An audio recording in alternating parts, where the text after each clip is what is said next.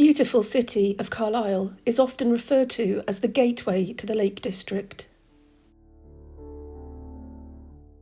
Carlisle, with its close proximity to Scotland, has witnessed numerous conflicts over the centuries and has belonged to both the English and the Scots many times.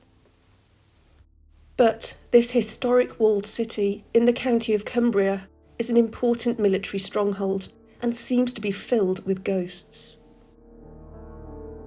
From haunted hotels to its magnificent castle, from tales of murder and revenge to unrequited love. Welcome to the Ghosts of Carlisle.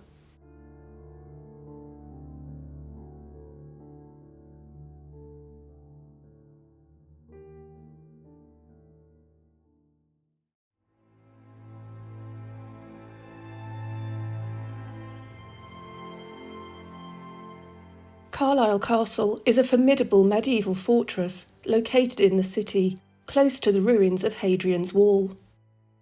An earlier castle, made of earth and timber, was built during the reign of William II, son of William the Conqueror, in 1092, but it was rebuilt in grey and red sandstone under Henry I in 1122. This dominating landmark is over 930 years old and has been the scene of much bloodshed.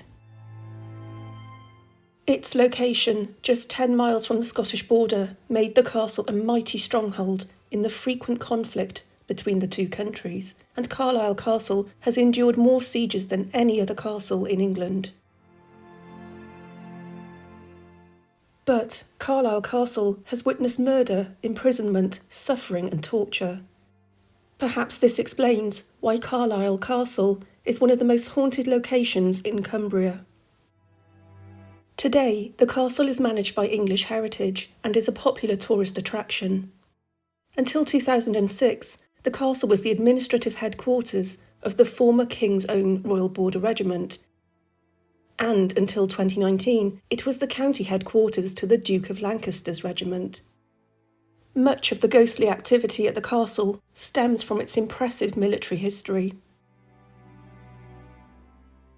The castle's curtain walls are thought to date back to the 12th century, and they enclose a large outer ward where several buildings are still in use. The oldest surviving sections of the castle are the outer gatehouse, the half-moon battery, and the buildings of the inner ward. The castle's impressive keep, or great tower, dominates the landscape, is the heart of the castle, and is home to a number of ghosts. The castle also played a significant role as a prison, and the dungeons inside the keep, unsurprisingly, are rife with paranormal activity. King Edward I, the Hammer of the Scots, thought of a rather unique way to make the Scottish prisoners suffer at Carlisle. He demanded that the Scots be forced to wear an iron chain around their necks and made to sit on a stone ledge in the prison. Eventually, exhaustion and sleep deprivation would prevail, and one by one, the prisoners would fall from the ledge, hanging themselves in the process. The apparitions of prisoners and the disembodied sounds of their piercing screams are not uncommon, a chilling reminder of the castle's violent past. Visitors have reported feeling cold, invisible hands touching them, hearing the sounds of chains dragging, and experiencing sudden feelings of depression and nausea. People feel intimidated. They have been scratched, bruised, physically pushed, and attacked by the apparition of one malevolent and bitter prisoner, thought to be a border reiver from the 16th century. Loud, heavy footsteps have also been heard traversing the stone floor, and extreme temperature drops can startle guests. Are these the footsteps of one of the many guards from centuries ago? These experiences are often attributed to the restless souls of those who suffered and died in squalid, cramped conditions within these appalling stone confines. Carlisle Castle was an important bastion during the English Civil War. A royalist stronghold, Carlisle was one of the few places in the northern counties that supported the king after the defeat of his main northern army at Marston Moor in North Yorkshire on the 2nd of July 1644. But the city of Carlisle came under attack. In October of that year, a parliamentarian army surrounded Carlisle's city walls with guns, determined to starve the city's residents and force them to surrender. In the spring of 1645, English troops joined them and the siege of Carlisle became desperate. Starvation set in on the garrison, causing the royalists to eat whatever they could, including horses, dogs and rats. After the royalist defeat at the Battle of Naseby in June 1645, there seemed no more hope of relief, and on the 25th of June, after an 8-month siege, the city surrendered. The last battles for the city of Carlisle and its castle were during the Jacobite Rising of 1745 against King George II. This was an attempt by Charles Edward Stuart to regain the British throne for his father, James Francis Edward Stuart, the only son of King James II. After the defeat at Culloden in April 1746, many Jacobite soldiers were imprisoned at Carlisle Castle. At one point, over 300 prisoners were kept in the confined space, and in time the castle cells were so full that prisoners were kept inside Carlisle Cathedral. Prisoners began to face trial, and the outcome would generally consist of transportation as slaves to the West Indies or execution for treason, with hanging, drawing and quartering being the punishment if found guilty. Roughly a third of the prisoners were executed for treason, a third were transported to the West Indies, which was as good as a death sentence, and around a third of the lower-ranking Jacobite prisoners were released. But the summer of 1746 was particularly hot, and 90 prisoners were still held in the dungeons. There was very little water, and the cells were so full of men that some died in the cramped, disgusting conditions. There are natural hollows in the stone surface where moisture would collect, and the men's only option was to lick the stones to get moisture to stay alive. One can only imagine the brutal fights that broke out as the dehydrated and starving men fought to stay alive. The licking stones can still be seen today. The dungeons, it seems, with its apparitions of those once incarcerated, still reverberate with the brutal echoes of its bloody past. Elsewhere in the castle, visitors can experience more paranormal phenomena. The Captain's Tower is the main gateway into the inner bailey of Carlisle Castle. The Captain's Tower dates from the late 12th century, with some 14th century modifications, and was the residence of the officer responsible for the day-to-day running of the castle as a military unit. But the Captain's Tower is home to at least 2 resident ghosts. Some have claimed to see the apparition of a soldier in period uniform standing guard. A ghostly myth tells of the story of bones being discovered in the upper part of the Captain's Tower. Bones and the remains of tartan fabric were discovered inside the walls during renovation. The myth suggests that these were the bones of a young lady, perhaps a woman in her teens. The myth suggests that she had 3 gold rings, which made this a lady of significance, possibly of the gentry. The mystery becomes even more intriguing as next to her there were the bones of a baby too. Are these the remains of a young woman punished by her family for an illegitimate child? Was she, in fact, murdered by the father of the child, possibly the captain? Even more chilling, was she bricked up alive? We may never know. In 1842, a soldier on duty witnessed the pale phantom lady and challenged her identity. The guard raised his bayonet, ready to charge. The spectre ignored the guard's request, did not stop or speak, and walked straight through the guard and his bayonet before vanishing into thin air. The soldier then collapsed with terror. He was revived by his fellow guards and told of his experience, but sadly he died of shock a few hours later. Nobody knows where the bones or rings are, but this is an unusual case of a ghost causing the death of a living person. Perhaps he returns to the captain's tower, where he lost his life so unexpectedly, after a ghostly encounter. Is this simply a myth, or another thread in Carlisle Castle's magnificent haunted tapestry? At least 4 deliberate deaths have been recorded inside the castle, where military personnel feel they can no longer go on and have chosen to end things abruptly. A very moving incident occurred in 1883 when a quartermaster sergeant of the 4th Battalion, the Border Regiment, took a rifle inside the castle office. He was 50 years of age, had served 21 years in the Royal Marine Artillery, but sadder still is the slip of paper found on the desk that stated, "Can't do my work, memory gone and eyesight failing." In 1902, a 50-year-old sergeant utilised a gas pipe in the sergeant's mess, having attended a ball that evening. A number of his former colleagues reported seeing his apparition walking confidently, as he did in life, through the keep.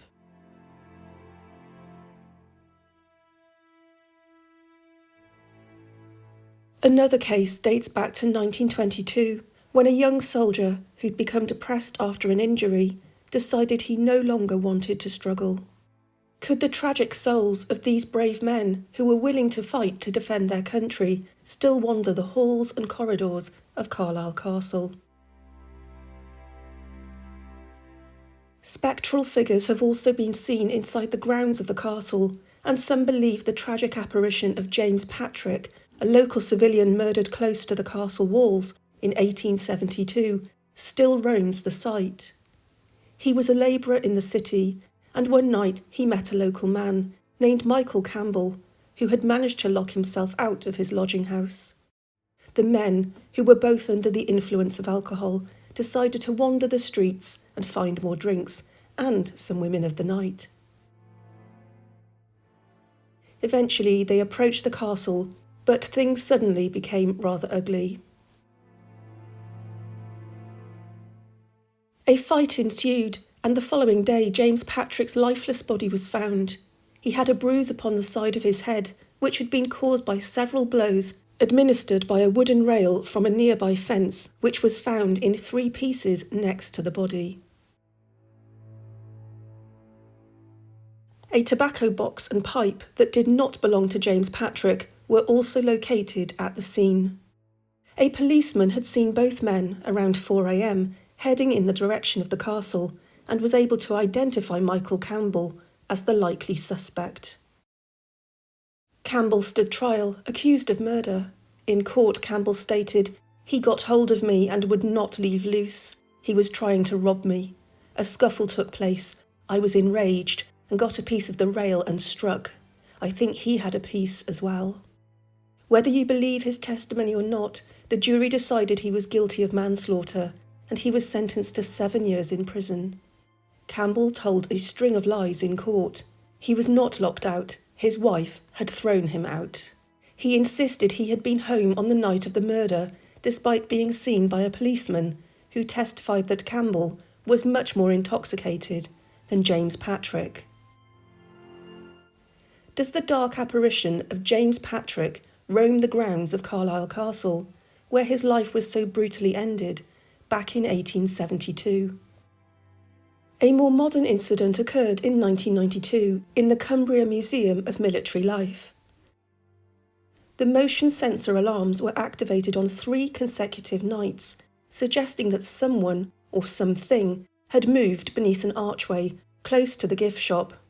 Nothing could be seen on camera, but the building that houses the museum was formerly a chapel, and the area in question was once its crypt. Could some sort of spectral resident, whose bones have long since been buried, be making mischief near the gift shop in modern times?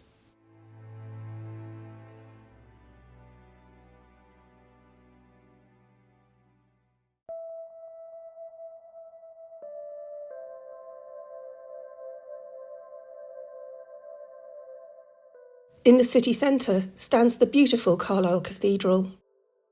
This Grade 1 listed building is constructed from red sandstone and is one of the smallest cathedrals in England. It was founded as an Augustinian priory, so would have been busy with a community of canons. It is also the seat of the Bishop of Carlisle. In 1133, Henry I formed the diocese of which Carlisle was the centre.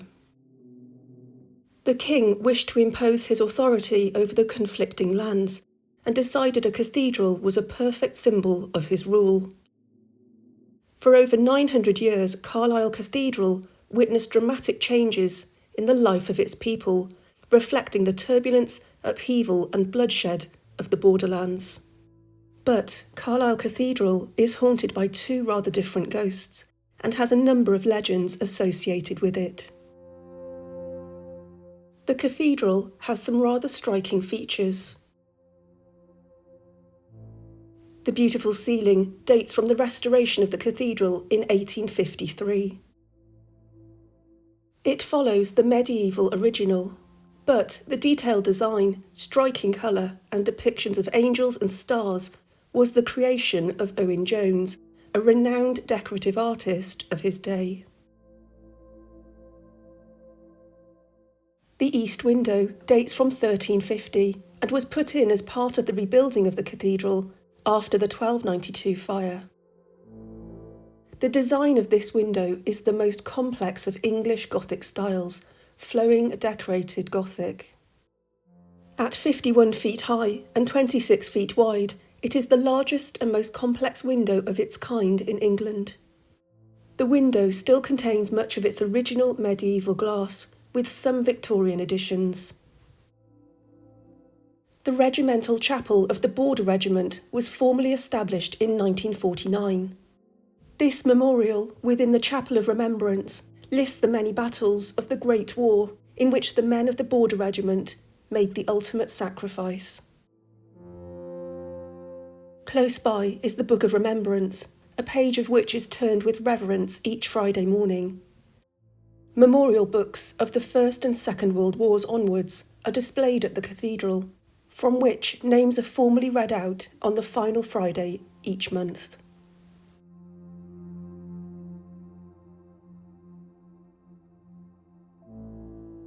One legend tells of a secret passage that is rumoured to exist within Carlisle Cathedral. The entrance to the passage is now lost, its location forgotten, perhaps built over many years ago, and it is rumoured that it came out within the city walls. The reason for the passage's creation is unknown, but some believe that it was used by monks fleeing for their lives during border conflicts. Others believe the tunnel was used by Mary Queen of Scots, who was held at Carlisle Castle for 2 months in 1568, but this is unlikely. Mary was housed in the Warden's Tower, in the southeast corner of the inner ward. It later became known as Queen Mary's Tower. In 1835, the tower was demolished. It was unsafe and on the verge of collapse. The only remains are an octagonal turret housing a staircase that in the past gave access to this tower.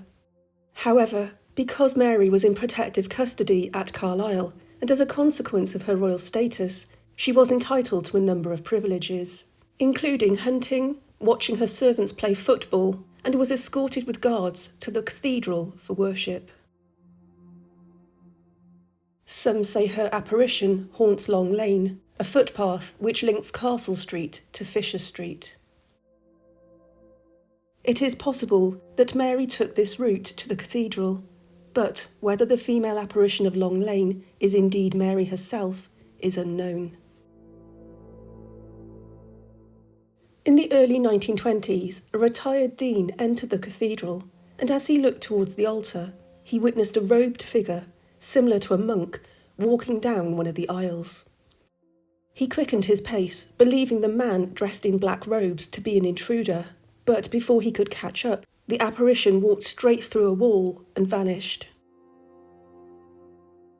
The same day, a young girl attended a service with her family and witnessed the figure in black waving to her from the side of the nave. She began to wave back, but her family were puzzled. They were unable to see the waving man. Afterwards, she described the person in detail. It matched the description of the figure seen by the Dean earlier that day. On a separate occasion, Canon Fithian Adams testified to the existence of a ghost at Carlisle Cathedral, although he did not delineate any personal encounters. However, Adams was regarded as an upstanding member of the community, not just because of his links to the cathedral, but because he was awarded the Distinguished Service Order and the Military Cross whilst he served in the Royal Fusiliers. Carlisle Cathedral was haunted for a time by the ghost of a former bishop, thought to be Samuel Waldegrave, who was the Bishop of Carlisle from 1860 until his death in 1869. He was the second son of the 8th Earl of Waldegrave and obtained a first-class degree in mathematics at Oxford University. Sadly, he died at the age of 52 from a brain tumour and left a wife, a son and a daughter. His funeral took place on Friday the 8th of October 1869 and his tomb is still on display at the cathedral. But during some remodelling work, some of the tombs of the bishops of the cathedral were temporarily disturbed and moved to a new position. This is when the ghost of the bishop began to walk. It seems the renovations irritated Bishop Waldegrave as he began to manifest, complete with his episcopal robes, in the spot where his sarcophagus now stood. He would glide silently through the nave to the spot where he had originally been laid to rest. He would stand for a few seconds, a look of disapproval on his face, before slowly vanishing. After the renovations were complete, the tomb was returned to its proper place, and the apparition of the bishop was not seen inside the cathedral again.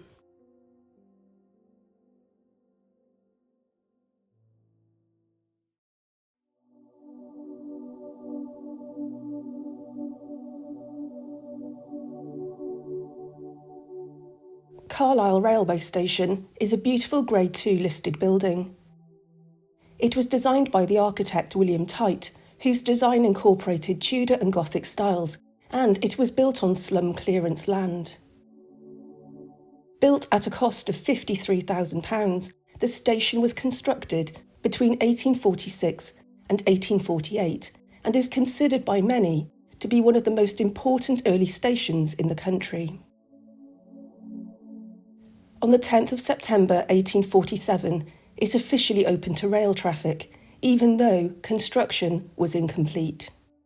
Like many railway stations, Carlisle is said to be haunted by a number of ghosts who seem to be victims of tragic accidents in the station's history. The first is that of a headless man who appears on Platform 8. Some say this is the apparition of Thomas Harris, a fireman who was killed in a train collision in February 1850, shortly after his train heading for Gretna left Carlisle Station. Due to fog and a late signalling error, a mail train heading southbound into Carlisle collided head-on with the Gretna-bound engine, which was thrown off the line. Thomas Harris jumped and was killed instantly with a fatal head injury. In August 1888, a man named William Henry Smith was travelling home from Glasgow to his home in Yorkshire. The train pulled into Carlisle and stopped in order to change engines and add carriages. William and two friends stepped off the train, but Smith dropped something whilst getting back into the carriage. He scrambled on his knees to retrieve the item, but the train began to move, only 6 yards, but William was fatally injured. In January 1914, another fatal accident occurred when Frederick Tinkler, aged 24, was carrying out work on the roof suspended above the station with rope and scaffolding. As he walked along a plank, the rope broke and he fell onto the lines. His head and arm caught the rails and he died. The cause of death was a fractured skull.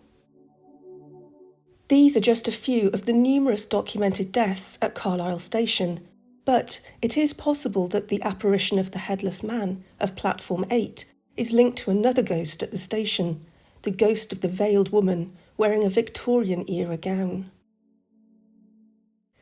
There is a very sad local story that may explain the apparitions.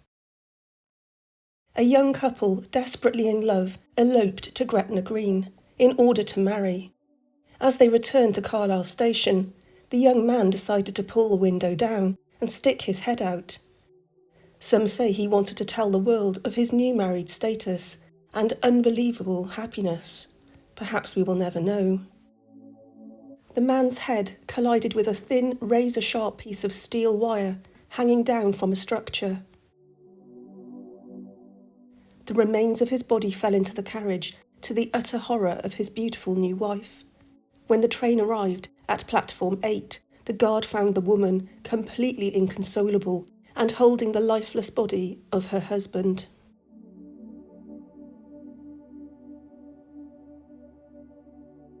The middle of the two tracks here is known as the 4 foot, and this gravelled area is where the apparition is sometimes seen.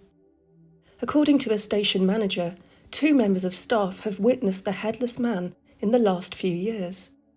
But the apparition of a veiled lady is also seen by staff in the offices at the top of the station, and extreme temperature drops are often felt, even on the warmest of days.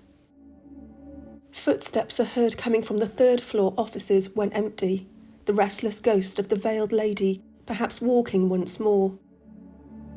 Maybe she was taken to this area after the terrible incident for privacy. Was it here that the true horror of losing her husband so violently really started to sink in? But there are more ghosts at Carlisle Station. Beneath the station's platforms and staircases is an area known as the Undercroft. This vast network of tunnels and corridors has not been utilised by the rail companies for over 30 years, but dates back to the construction of the station in the mid-1800s. This area, in the opinion of many station staff, is paranormally active, with strange, full-bodied apparitions, including that of a young boy with a dog, loud banging sounds, screams, and the hideous cries of a female weeping.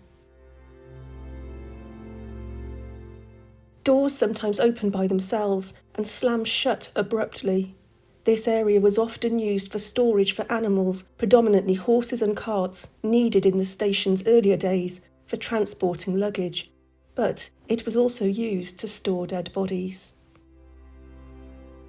On the 22nd of May 1915, a troop train carrying soldiers from the 7th Leith Battalion, the Royal Scots Regiment, collided head-on with a stationary local passenger train, which had been parked facing north on the southbound main line at Quintinshill, just north of Gretna.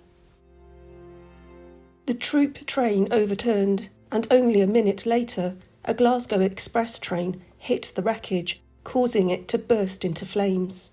The fire was intense, and attempts to rescue the trapped men from the wooden carriages were almost impossible, as gas canisters on top of the carriages caught fire. The National Records for Scotland's website states the death of over 230 people make Quintinshill the biggest railway disaster to have occurred in Britain. Many of the injured were brought by express train to Carlisle Station and taken to Carlisle's Cumberland Infirmary. Many of the deceased were also brought to the station and held in the Undercroft. Is it the case that the Undercroft holds an imprint of trauma, of those brave men killed so tragically? A number of paranormal investigations have been held in this area, and in the past, people have reported being touched, poked, and brushed against many times. Electrical equipment will often fail for no logical reason. The waiting room at the station is also said to be haunted. Many waiting rooms across the country have been the location of a death over time, whether deliberate or accidental, and Carlisle Station is no exception. In 1893, a man used a revolver in the waiting room to cease his existence, and in 1926, a young chemist also made the ultimate decision. But it is the ghost of an old man who is seen sitting patiently in the waiting room. Nobody is sure of his identity, but records dating back to 1890 show an elderly man named George Irving was killed whilst trying to enter a moving train which had just departed on the Maryport and Carlisle Railway. As the train moved, he ran up, caught the handle of a door, but slipped and fell under the train and was killed instantly. His remains were taken to a waiting room in Carlisle station. Perhaps it is his apparition that is seen by staff and passengers. Carlisle Station is regarded by many paranormal enthusiasts to be one of the UK's most haunted stations.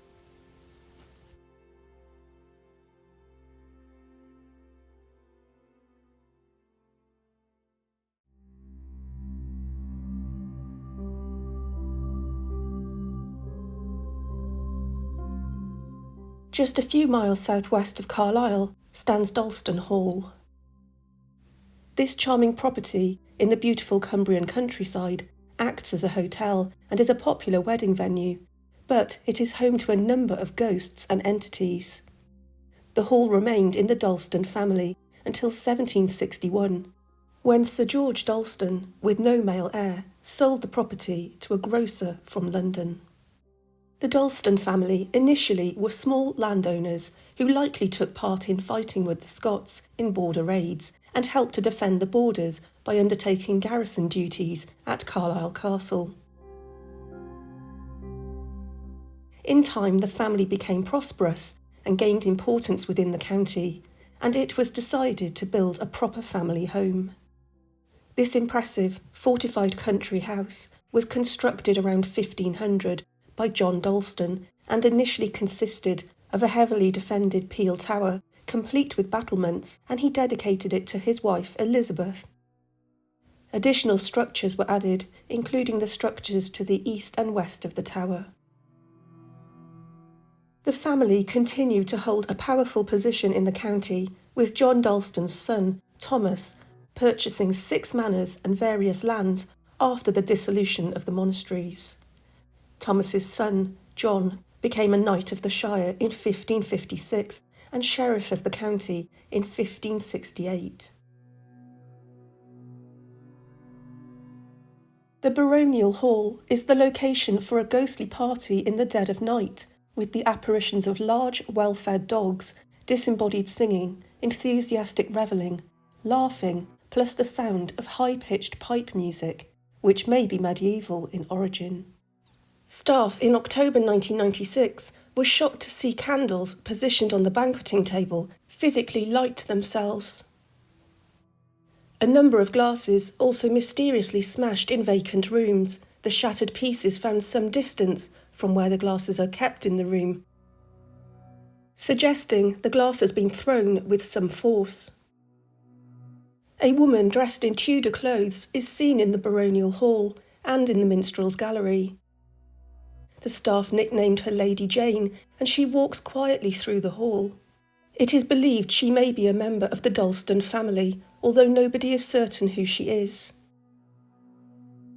There is a local legend that she was a young lady who had an affair with a married groundskeeper. After he ended their relationship, she was either murdered or jumped from the top of the tower. Sometimes only the bottom half of the female figure is seen in the minstrel's gallery, but whether this is indeed Lady Jane or a different haunting, nobody is sure. Just up the spiral staircase from the baronial hall stands a room which is part of the original tower. Today it is used as the bridal suite, and its stone walls and beautiful views are truly enchanting.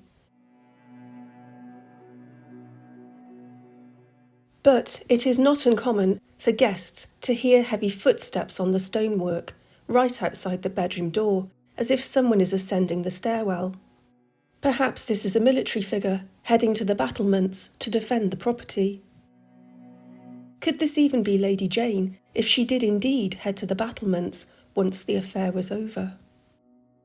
A number of visitors and staff have witnessed a mysterious dense black fog thought to be some sort of partially human entity.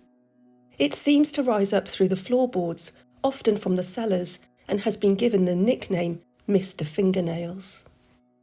He is said to be a rather frightening spectre who delights in scaring people by moving quickly past them or hovering menacingly next to them when they least expect it. In 2004, a paranormal group made contact with him, and several mediums have said he has a strong presence.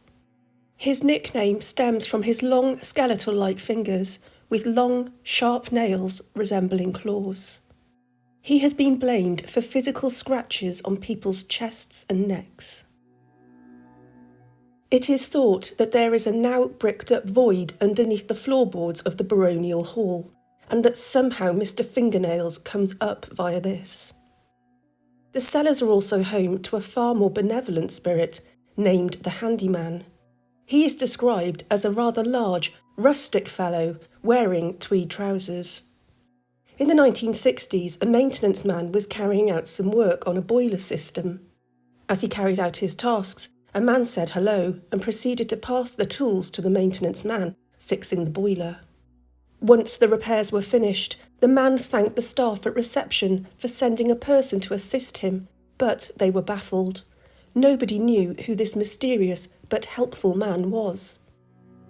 Sometimes people hear the sounds of wooden barrels rolling about in the cellar late at night.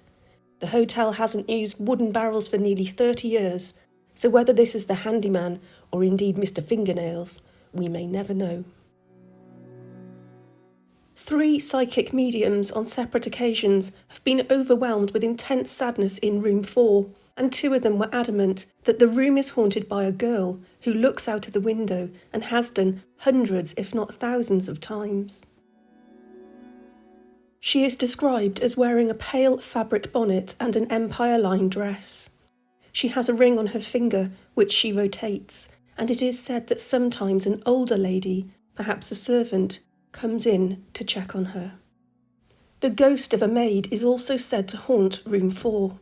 She stands next to the fireplace in a Victorian-style uniform and watches over guests as they lie in bed. Visitors have been so startled by her appearance they have asked to move rooms. She is thought to be responsible for removing bedding and folding it neatly before placing it gently at the foot of the bed. In 1996, a guest woke to find her sat on the bed next to him. On one occasion, a guest had a truly terrible night's sleep. Throughout the night, the terrified guest could hear a dog growling on the other side of the door, despite there being no dogs in the entire hotel.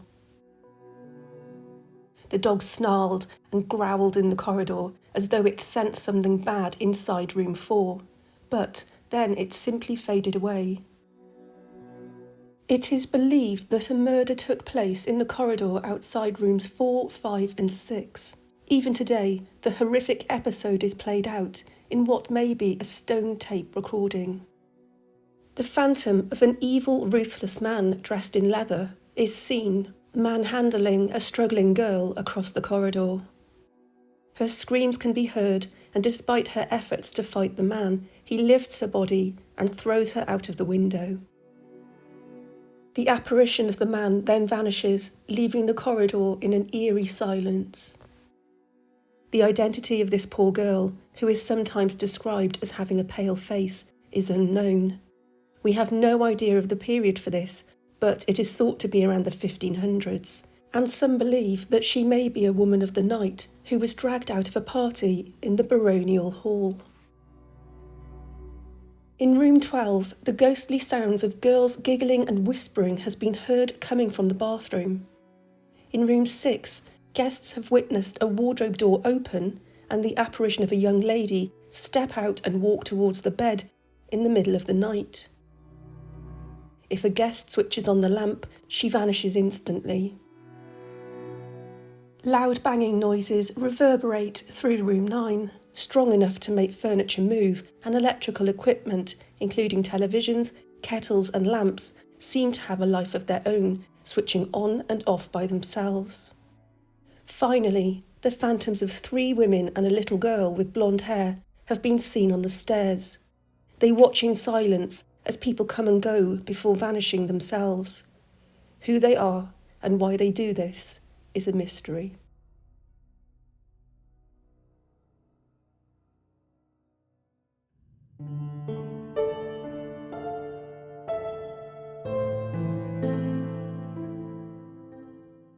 Close to the cathedral, on English Street, stands the elegant Crown and Mitre Hotel. It was built in 1905 on the site of the original Crown and Mitre coffee house, which was established in the early 18th century. During the Jacobite rebellion, the landlord of the coffee house supported Bonnie Prince Charlie, and he sheltered rebels once they entered Carlisle, following the Jacobite siege of 1745. In time, the Crown and Mitre coffee house became Carlisle's busiest coaching inn and served as a stopping place for both mail and stage coaches on their way to London, Glasgow and Edinburgh. But the Crown and Mitre has several guests who have never checked out. In 1902, the original coffee house was completely demolished and construction began on the hotel we see today. But it seems the hotel is haunted by a ghost named George, whose origins date back to the time of the coffee shop. George is often seen in the basement area of the hotel, an area where staff feel they are being watched and often feel uncomfortable. Some members of staff refuse to go into the basement, so fearful are they of George. He wears smart trousers and a jacket. Whilst many people think he is a porter, it seems he was the proprietor of the coffee house in the late 1800s.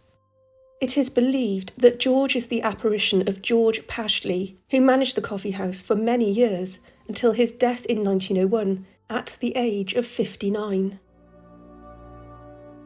Although in life George would likely have been a friendly face at this popular coffee house and inn, it seems his apparition is so realistic, it terrifies the staff.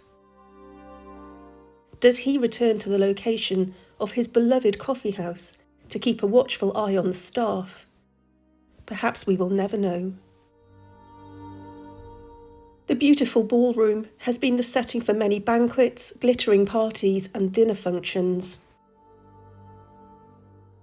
In 1918, during a state visit to Britain, Woodrow Wilson, President of the United States, stayed at the hotel and attended a lavish dinner in this very room. Wilson's mother was born in Carlisle, and he called his visit to the city a pilgrimage of the heart. But the ballroom is host to strange dark figures who move around quickly when nobody should be in there. Sometimes the sounds of footsteps are heard, as though people are still dancing, gliding across its polished wooden dance floor. A man wearing a dark morning suit has been seen leaning against a pillar, as though he is watching the dancers, but strangely, he just disappears into the pillar itself. His identity is a mystery. A young lad wearing an Edwardian page boy or bellhop outfit has been seen in the lobby and the lower levels of the hotel. He is sometimes seen peeping around the corners as though he's hiding from someone. Is he simply playing, or perhaps avoiding a rather strict boss? He was last witnessed in 2010. Is this the same boy who haunts room 203? A member of staff who slept in the room woke in the night to see a boy stood at the foot of the bed, his hands pressing down on the bedding and an intense gaze on his face. The member of staff refuses to step foot in the room. It seems that the Crown and Mitre has a colourful past, but is still home to a plethora of ghosts.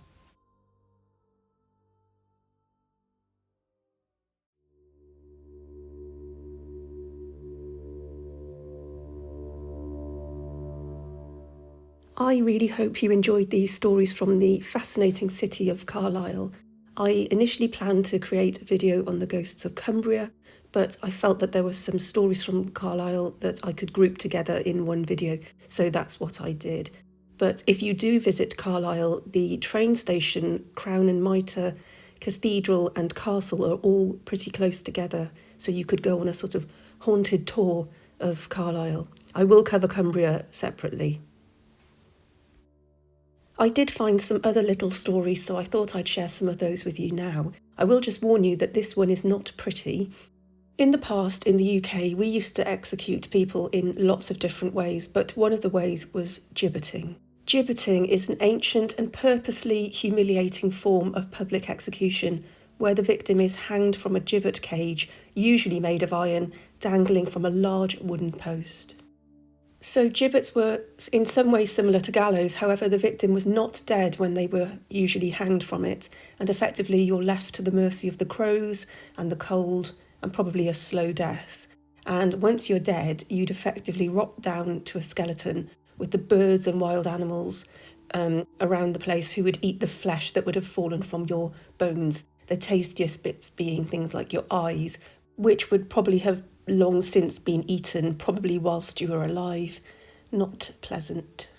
So in Cumbria in the 1770s, a man named John Whitfield of Coat Hill, a notorious highwayman, was gibbeted alive at Barrack Hill just outside of Carlisle. He kept the people of Cumbria in a state of absolute terror, and few would venture out after dark because they were so terrified of encountering him. He shot a man in broad daylight on horseback, but a boy saw him commit the crime. John Whitfield and the man had a struggle just before the fatal shot was fired, and one of Whitfield's coat buttons fell off. The boy picked it up and was able to identify him, and Whitfield was then convicted. Whitfield was gibbeted alive, and he hung for several days in agony, and it was so bad that his cries were terribly disturbing. Eventually, the driver of a mail coach from Penrith to Carlisle put him out of his misery with a bullet to the head. And to this day, when the nearby motorway M6 is quiet, very early in the morning, his screams and cries can still be heard in the area, which is close to where Whitfield shot his victim. So he's haunting a stretch of the M6. To the east of Carlisle is Naworth Castle. This 14th century castle is a private residence, but there is a very interesting story linked to it.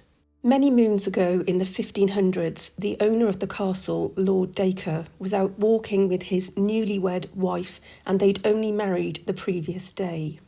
They were walking along a stretch of the estate's river when, in the swirling waters, they spotted the body of a young lady. He knew instantly that this was a woman he'd had a short relationship with not so long ago. The story is that she was the daughter of one of the tenant farmers who willingly allowed the lord to have a relationship with her, believing he may go on to marry her and elevate the family. But he had no intention of marrying her. She discovered after she had given birth to his illegitimate child that he was going to go and marry somebody else. And in despair she jumped in the river and drowned, just as the lord was saying his wedding vows the previous day. The girl's mother shouted a curse at the lord which stated, "May evil grim I follow him until the day he die." She wanted him to be followed by bad luck until he died. And it seems that this curse worked. The lord died not long after this, and his only legitimate son died after falling off his rocking horse, and that was the end of the family line. And the ghost of the girl who drowned started to haunt the grounds of the house and became known as the Beautiful White Lady, and she is also seen, apparently, on the banks of the river.